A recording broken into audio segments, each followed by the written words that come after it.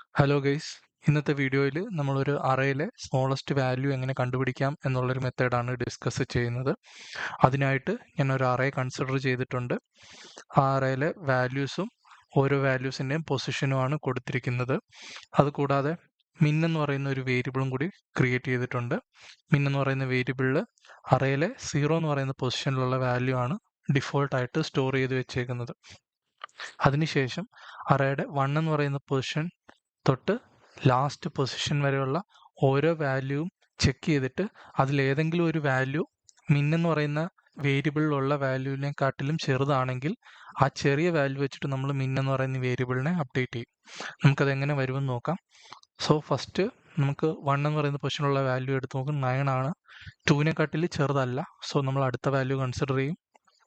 4 2നെക്കാട്ടിൽ വലുതാണ്. സോ നമ്മൾ കൺസിഡർ ചെയ്യത്തില്ല. 55 1 നമ്മൾ എടുക്കുന്ന സമയത്ത് 2നെക്കാട്ടിൽ ചെറുതാണ്. സോ നമ്മൾ മിൻ എന്ന് പറയുന്ന വേരിയബിൾ അപ്ഡേറ്റ് ചെയ്ത് 1 ആക്കും. അതിനുശേഷം അടുത്ത വാല്യൂ കമ്പയർ ചെയ്യും. 13 67. സോ നമ്മൾ അറയുടെ ഏറ്റവും ലാസ്റ്റ് പൊസിഷനിൽ എത്തിയിട്ടുണ്ട്. ഈ സമയത്ത് നമുക്ക് മിൻ എന്ന് പറയുന്ന വേരിയബിളിലുള്ള വാല്യൂ ആയിരിക്കും അറയിലെ ഏറ്റവും ചെറിയ വാല്യൂ എന്ന് പറയുന്നത്. So that's all guys.